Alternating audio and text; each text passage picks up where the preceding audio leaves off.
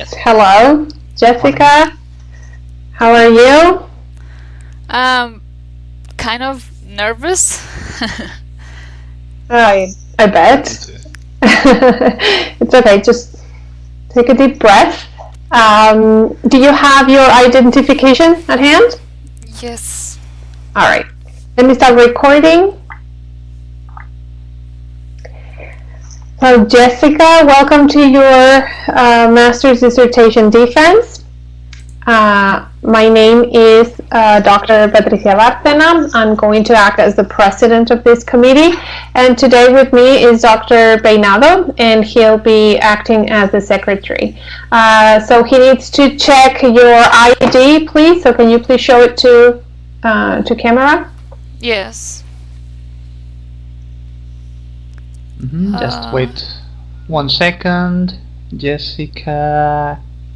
Yes, that seems to be you. Thank you. Yeah, that's fine.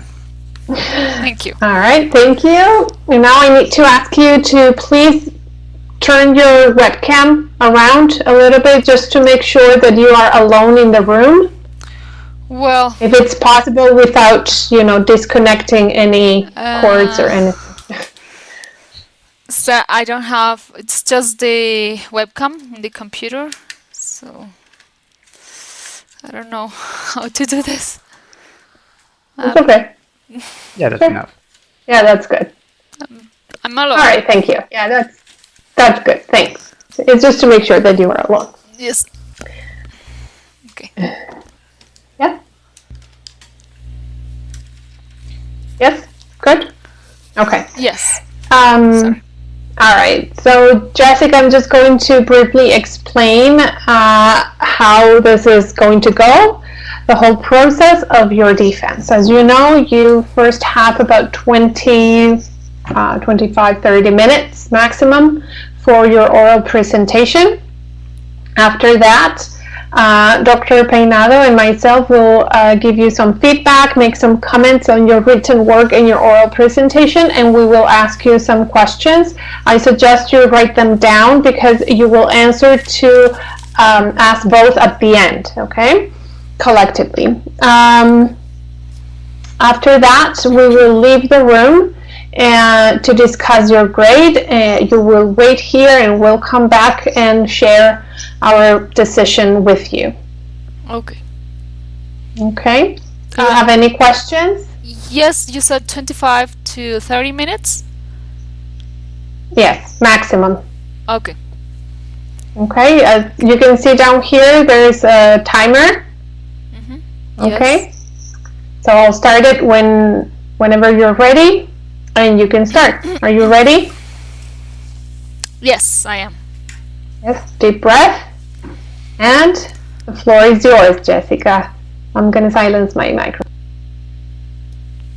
Okay, so thank you, professors. I'm going to make the presentation of my intervention proposal under the name of Task-Based Learning Approach to Improve Oral Production and Interaction in the EFL Classroom as the final work of my master's degree in teaching English as a foreign language. Oh, how can you... So for a table of contents, I have decided to group all the information in 5 aspects. First, we have the introduction, then the literature review. After that, I will talk about the intervention proposal, then the conclusions, and finally, limitations and further research. Okay, first, introduction. Well, I would like to begin saying that this intervention proposal hasn't been applied in the context because of the current situation that we are living, but the research that we have here provides possible conclusions at the end of it. To begin with, as some justification, I would like to say that the not so recent interest in learning English as a foreign language has propitiated studies and new methods in which they take into account the way we teach and learn the language, making emphasis on oral communication. However, countries and schools in countries like Colombia still focus on grammar accuracy over communication. Despite of having made some documents that recommend the necessity of oral communication, and despite of watching the letter need in the classrooms, we still find it hard to do that and to leave grammar rules and structures and grammar activities aside. So task-based learning approach comes as a response to that requirement. Then in the state of the art, I have chosen some articles and research papers that contribute to the idea that TBL improves oral communication. So in the international context, we have Rosati, 2014, who claims that by delivering and performing the task, the student produce meaning and communicate while they practice the language. And then Malika, 2010, states that the students choose the grammar and the vocabulary they need to convey the message and to perform the task, and that they perform better if they have relatable topics. Now in the national context, I have Buitrago Campo, 2016, who claims that that TBL improves orality, but we also have to make emphasis on the engaging activities and that on peer work and collaboration. Finally, here we have Peña and Onatra, 2009, who says that thanks to this approach, students feel more confident and comfortable to talk with peers, and that they take mistakes as opportunities. So this leads to the objectives, and here we have the general objective of the study, which is to design an intervention proposal based on TBL approach that fosters oral production and oral interaction in the EFL classroom. And to achieve that, I have set 4 specific objectives, and they are to identify the relation between TBL, EFL, and oral communication, to establish tasks that aim at the development of the speaking skill, to determine opportunities for collaborative work and production, and to provide relatable topics which propitiate learners' interaction. Second, literature review. Now, here for the literature, I have come to 3 concepts coming from the big picture, which is teaching and learning foreign language, then going to the specific part of it, which is oral communication in the EFL classroom, and finally landing on the approach that would be task-based learning. Now, it is very important to acknowledge the teaching and learning process of a foreign language, because thanks to that we can update our practice. And according to Richards and Rogers, 2001, we are now focusing more on communicative approaches, and the new target is orality. And Willis J. 1996 even proposes 4 conditions for language learning, and they are use, exposure, motivation, and instruction. But instruction is just optional according to the author. Now, it is important to make emphasis on the student-centered relationship, which is basically where the center of the class is not the teacher anymore, but the student. And according to Lewis and Renders, 2007, now this focuses on the student's autonomy. It is also good to review all the needs on learning styles and any other characteristic that the student may have, because that affects how and why the student learn, according to Brown, 2006. And in the terms of English as a foreign language, it's very important to talk about the 4 skills: listening, reading, writing, and speaking, because according to the Council of Europe 2020, they are classified in production, reception, interaction, and mediation.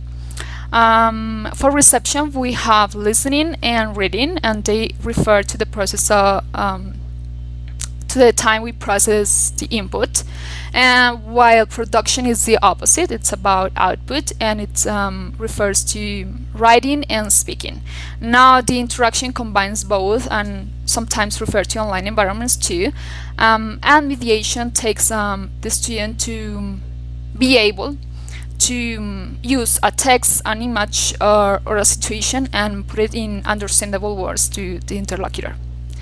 So this connects with the next aspect, which is oral communication in the EFL classroom. And here we have oral production and interaction, which is the topics that this intervention focuses on. And according to the Council of Europe 2020, I would like to say some of the activities and strategies that this proposes. For oral production, we have activities like announcements, addressing audiences, and monologues, and some of the strategies are monitoring and repair. And for oral interaction, we have activities like interviews, discussions, conversations, role plays, service offerings, and some of the strategies are asking for clarification. It's also, as Nuna and David says, there is some kind of negotiation in this, like in a regular conversation. And as for the teaching methods, here I make emphasis on the communicative competence, as Richards and Rogers said, that is focused on group work, and also on the collaborative learning, which is basically when students get together and work for the consecution of the same goal. And as Barclay says, this also requires autonomy and collaboration. And finally, here we connect with the text with the next aspect, which is task-based learning approach. As Nuna and David says, while delivering and performing the task, you have the necessity of communication. Well, here task-based learning has the basis on the definition of task, and we have here two authors. They are Ellis and Skehampier, 2003, both of them. The first one makes emphasis of that this is meaning focus approach, and the second one says that this has a collaborative characteristic. We have here also Nuna and David, 2012, who has two types of tasks. The first one is the pedagogical one, and the second one is the real world like. And the idea of this author is that we teachers combine these two tasks in the classroom. Here we also say that TBL is an innovative tool because it doesn't only help or contribute to the development of the language skills, but it also contributes to others, like Arias Rodriguez and others, 2014 state, for example, critical thinking. Now we also say that TBL is good to improve oral communication. It's good to improve oral communication because of the structure per se, these phases and the steps, but also because, according to Mortaza and others, 2012, there has been some findings on the improvement of fluency. And finally, here I find very important to talk about 3 phases and their implementation in the EFL classroom. Proposed by Jane Willis, 1996. That author has spent so many years researching on this topic, and she has proposed 3 phases. The first phase is pre-task, which is basically when you introduce the topic to your students and then briefly explain the task. And the second phase has 3 steps. The first one is the task per se, and here the students get together to work to deliver the task that is asked by the teacher. The second step is planning, and here the students prepare and discuss what they are going to present.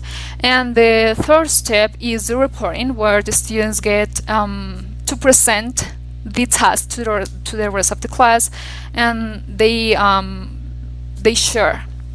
And the final phase is the post-task, or the language focus, and here we have 2 steps. The first one is known as analysis, and the analysis is where the students, as the word says, analyze the language that was used in the task, the previous phases. And in the practice, they are given some activities to consolidate the knowledge. And here the teacher also has the opportunity to clarify some doubts that may appear in the way.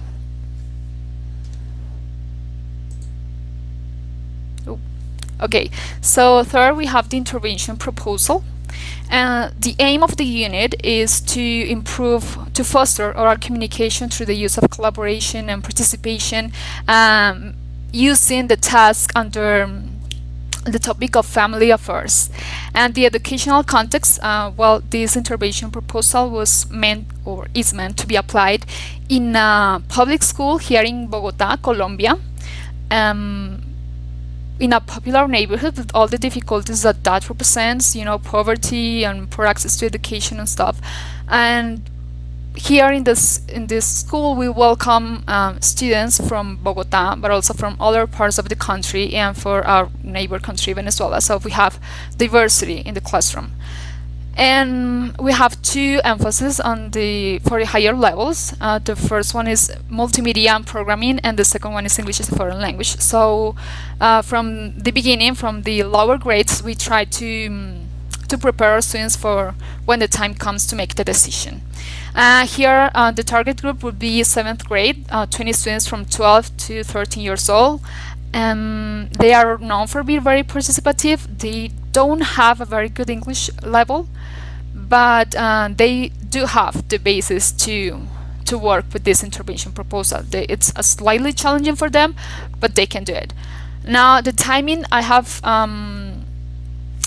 proposed 5 sessions, and each one of those sessions are 2 hours, and I have proposed 2 sessions per week. And here in the methodology, as I was already saying, I'm going to work with task-based learning, including collaborative learning, and also some of the strategies proposed by the Council of Europe according to production and interaction. The sessions and activities, well, once again, I propose 5 sessions. I'm going to name them briefly. The first session is called My Family Wall. It's about descriptions of the family members of the students in terms of personality, appearance, emotions. And the second one is called Water Party, and it's about creating and accepting an invitation to the wedding party of a family. The third one is called Grandma Recipes, and it's about celebrating that family heritage around food. The fourth one is called Brilliant Ideas, and it's about creating and investing on a family business. And the last one is called High Cortan, and it's about family trips decisions around a form of debate. And finally, here we have the assessment. For the assessment of learning, we have a rubric after each one of the sessions. For sessions 1 and 5, we have a self-assessment, and for sessions 2, 3, and 4, we have peer assessment. We also have a rubric before and after the intervention, so the students and the teacher can see the progress. For the assessment of the proposal, we have a checklist.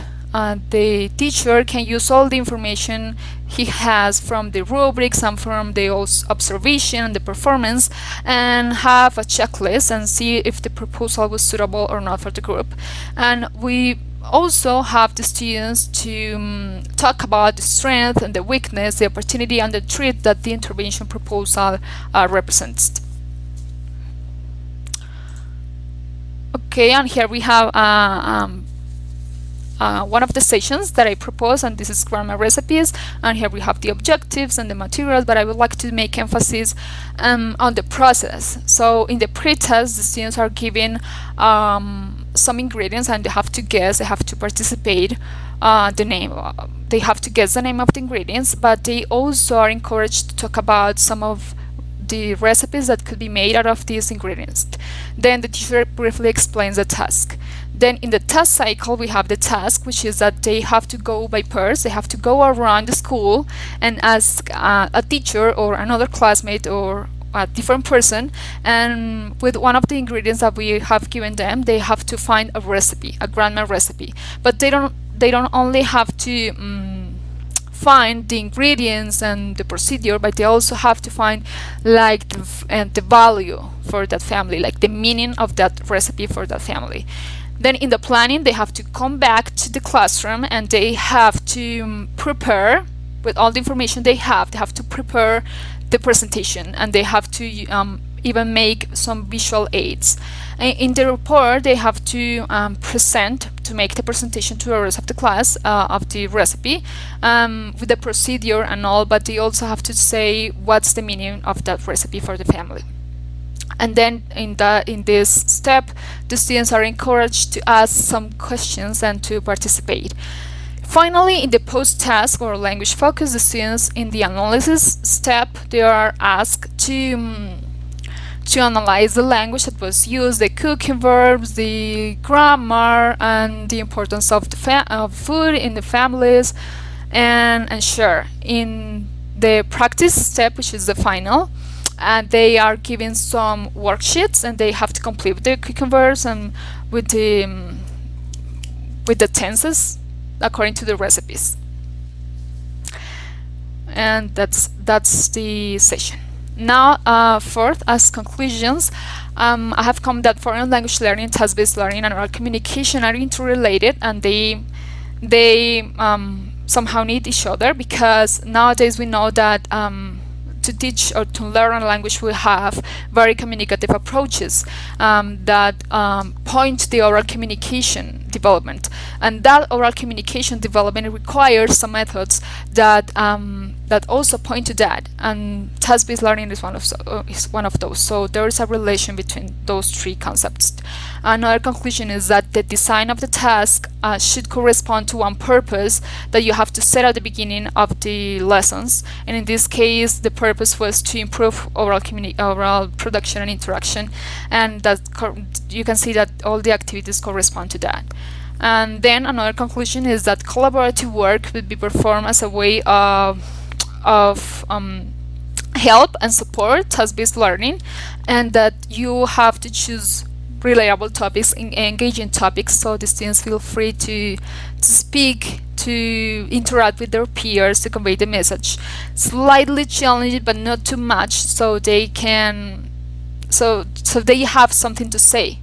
And finally, that task-based learning, that this intervention would be necessary and pertinent to face the current challenges of oral communication in the EFL classroom, because the structure of the task, of the approach, the phases, and the steps, they would make the students speak.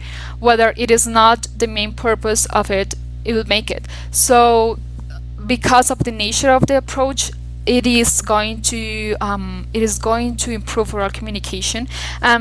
If we add to that some activities and some tasks that are meant to do that the results are going to be better. And here we have finally some limitations of further research. I think that the pandemic situation is a big limitation right now, because we can't come back to these institutions. They are not safe anymore, and when we have the opportunity to come back, we are going to wear face masks, and that's going to make harder to see the facial gestures of the students, to listen clearly, to speak clearly. So I think that's a very huge limitation, and because, as you can see, in my intervention requires group work and to be close. So I think that's a limitation. And another limitation is that students' autonomy and self-regulation is not a characteristic that all the students share, and we cannot assure that's going to happen. So the teacher has to be prepared to guide the students and to encourage them to do so. And for the further research, I have chosen these 4 aspects, and I think that it would be very good to explore the writing ability, because as speaking, this is a production ability, sorry. So I think we would have good results. And also, taking into account the current situation we're living in, I think that online environments could also be tested with the task-based learning approach, taking advantage of the diversity of our classrooms. Not only my school, but in general in Colombia we have so much diversity. We could also try intercultural teaching. And finally, I think that this could be applied in different contexts, perhaps with a different population, to see how this works. So that's all my presentation. Thank you so much. Well, thank you, Jessica, for your presentation. Now, as I said before, we're going to make some comments and questions about your work. You can write them down if you wish, our questions, because you will answer to us later on. Okay. So I give the floor to Dr. Beidana. Thank you, Dr. Bazana. And thank you, Jessica, for your presentation. Thank you so much for sharing your work with us today. I would like to first of all congratulate you for managing to convey such a strong personal voice throughout the text that you have written. My feeling is that you have been able to provide that personal touch that is not so usual in this academic text, but without forgetting that this is an academic text, that this is a master's dissertation. So that's no small feat, and I wanted to begin by saying that. I think that you have also very convincingly engaged with your sources in your text, and the sessions are very coherent, are coherently structured and very well developed, such as the one that you have mentioned in your presentation as a taster of what you are including in that proposal. I only have a couple of reminders, formal reminders. First, that the initials are not to be included in the main text references. So in general, when we follow APA, we include only the name, the surname of the author in the main text, and the initials after the surname in the references list. So just a reminder. And the other one is that there's no period after the Latin et when we introduce references with more than two authors.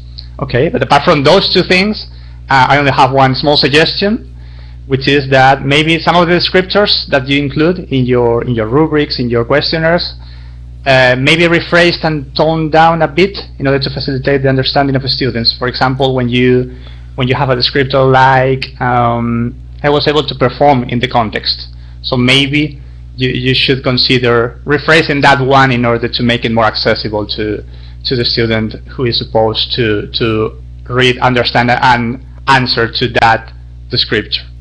But apart from that, I can only congratulate you again and thank you for your work. And Dr. Bárcena, it's your floor again.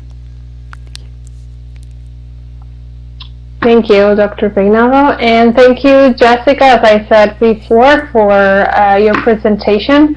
I think it was very thorough, but it was well structured, and I think you got the essence of your work in it. I agree with Dr. Peinado in the sense that there are not any major concerns with your work. It's in general is quite well written and easy to read, apart from some minor aspects that he already mentioned regarding APA, etc. Just one remark, something that I found interesting is that in your proposal, in which you are developing a task-based approach, your heading, so you describe activities instead of tasks. I found it quite interesting, but other than that, that was just a remark. Okay, so my question for you is, because you've already given us a little bit of your context and you explained the characteristics and how diverse it is, etc.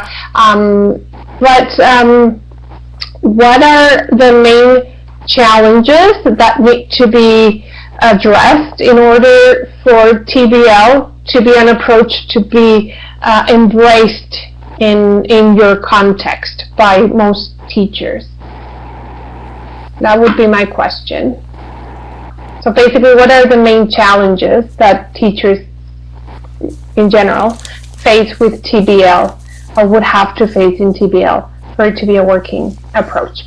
So now you can answer to our question. Okay. So thank you so much to both of you, Dr. Rubén Peinado and Dr. Patricia. Thank you.